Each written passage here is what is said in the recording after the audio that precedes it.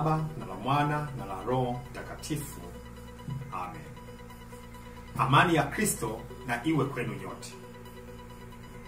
Wakati wa mwanzo wa huduma wa Yesu Kristo, watu wengi ama walidharau au kushindwa kuamini kama kweli huduma kubwa na ofisi kubwa ya Masihi inaweza kweli kuchimbukia kwa Yesu mtoto wa Mariamu, tena atokaye Nazareti.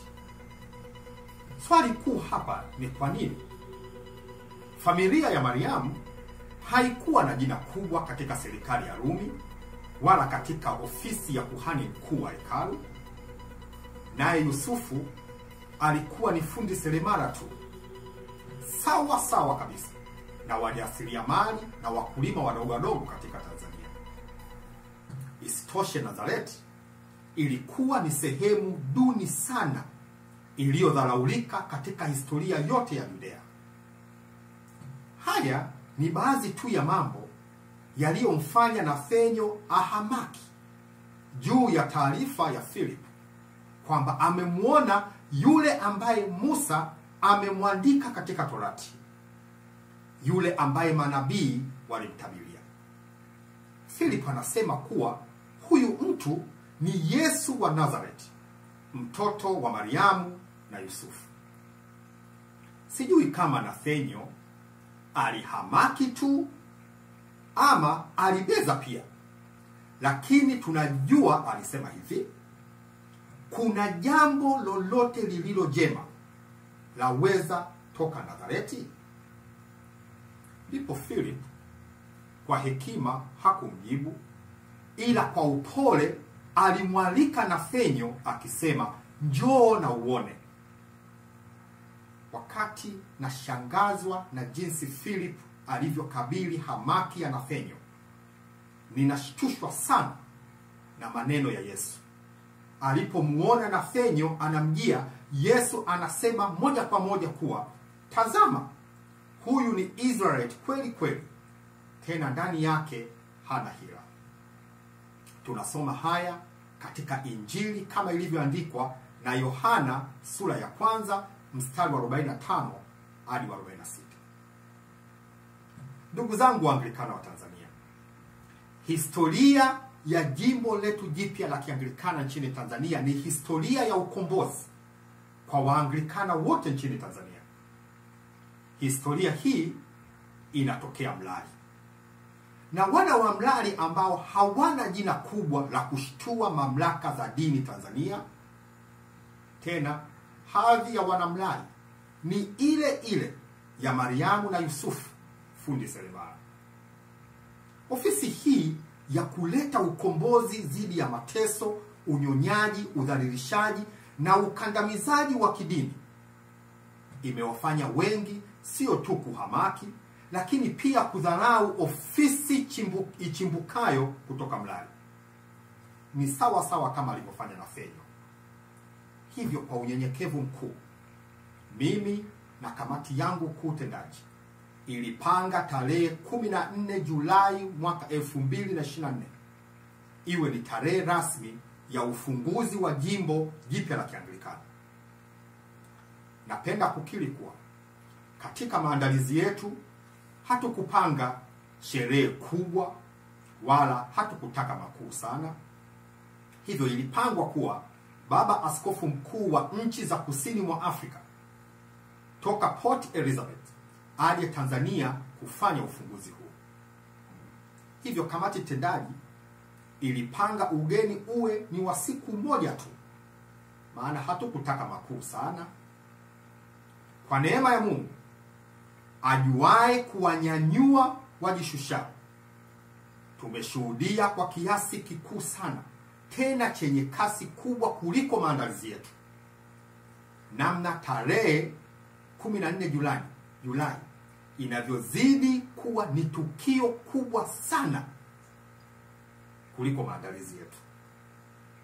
Tunazidi kushuhudia jimbo letu linavyokuwa kwa kasi kuliko maandalizi ya uongozi wetu. Tunazidi kushuhudia ujenzi wa makanisa na kujiwa na makanisa mengi katika nia ya kujiunga nasi. Haya yote ni baraka toka kwa Yesu Masihi tuliyemtii kufungua jimbo jipya la Kianglikana ambalo litafufua misingi bora ya Anglo-Catholicism nchini Tanzania. Misingi ambayo itaweka jimbo letu kuwa the shining city on the hill katika Tanzania, maana ibada za jimbo letu zitaishi kujenga Tanzania bora yenye haki, amani na maendeleo. Kasi hizi zote ambazo zimekuja kwetu tukiwa hatuna maandalizi ya kutosha, zimefanyika baraka kuu pia, kwa maana zimempendeza askofu mkuu wa Anglo-Catholicism duniani ambaye ndiye papa wetu kuniambia niwajulishe kuwa sasa jimbo letu jipya la Kianglikana litafunguliwa na yeye mwenyewe ili kuipa heshima kuu mlali katika historia hii kuu ya matengenezo makuu ya Uanglikana nchini Tanzania. Tena kwa heshima hii, baba askofu mkuu atakaa Tanzania wiki 2 ili kuwapa Waanglikana wote wa Tanzania fursa ya kukutana naye na kuzungumzia utume wa jimbo jipya nchini Tanzania. Katika kuja kwake, baba askofu mkuu ataongozana na jopo lake na msafara wake. Hivyo basi, Waanglikana wenzangu wote wa Tanzania, msafara huu ni mkubwa sana kuliko vile tulivyodhani juu ya tarehe 14 mwezi Julai. Hivyo basi, nimelazimika kufanya kikao na kamati kuu tendaji ili kujiandaa upya kuukaribisha ugeni huu mtukufu katika historia ya Uanglikana Tanzania. Kutokana na uzito wake, hatuna budi kusogeza mbele tarehe ya ugeni huu. Hivyo basi, kwa heshima tuliopewa Waanglikana nchini Tanzania, tarehe ya ugeni huu itaanza tarehe 5 hadi tarehe 20 Septemba mwaka 2024. Na tarehe 15 Septemba ndiyo itakuwa tarehe ya ufunguzi wa jimbo letu. Hivyo basi, askofu mkuu atakuwa nchini Tanzania kwa siku 9 kabla ya ibada kuu ya ufunguzi.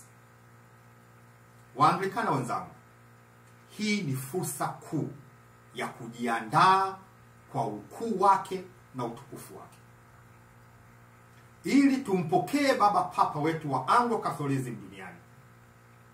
Nami nikiwa kama askofu wa Tanzania, ninapokea heshima hii kwa unyenyekevu mkuu.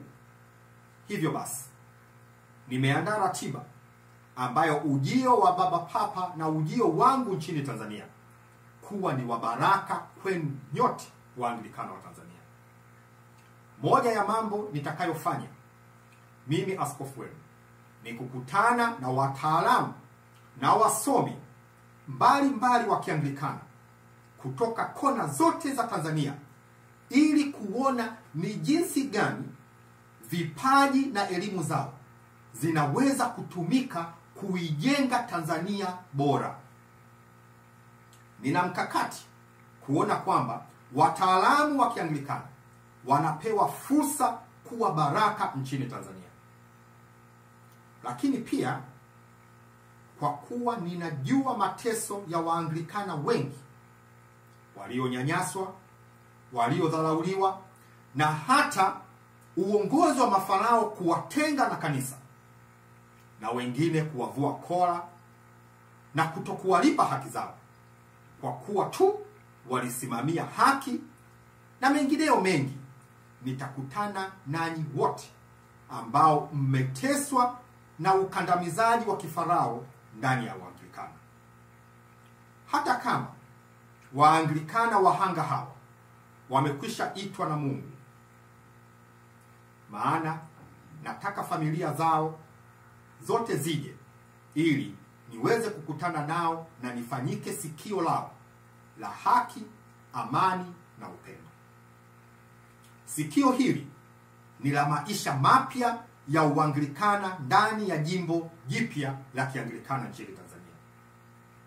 Hivyo basi, leo napenda kuwaambia kuwa naanza kupokea taarifa za uandikishaji wa wasomi na wataalamu wa Kianglikana na wale wahanga wote wa Anglikana walioonewa na mafarao, ili nijue maandalizi ya kongamano hili yatakavyofanyika. Naomba taarifa zote za kujiandikisha ziende katika namba hii 0766 696 875. Nitarudia 0766 696 875.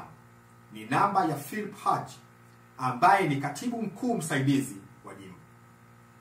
Philip atakuwa ndiyo mratibu wangu katika jambo hili. Ndugu zangu wa Anglikana, tarehe hii mpya niliyoitangaza ifanyike baraka kwetu sote, na Mungu atulinde sote ili sote tushuhudie maisha haya mapya ya Uanglikana katika nchi ya Tanzania. Mungu amlinde askofu wetu mkuu, baba papa wetu, ili aje Tanzania apokelewe kwa heshima kuu na afanyike nuru mpya ya imani na matumaini ya Kristo katika Uanglikana halisi, kinyume kabisa na ule Uanglikana uliochakachuliwa na wanaharakati za ushoga, utoaji mimba na ule uliowatesa Waanglikana nchini Tanzania. Katika siku zijazo nitatoa ratiba kamili ya ziara kamili ya ujio wangu na ziara kamili ya ujio wa baba papa wetu. Ninawapenda sana na waombea kwa Mungu mema, amani, upendo na baraka. Na Mungu awabariki.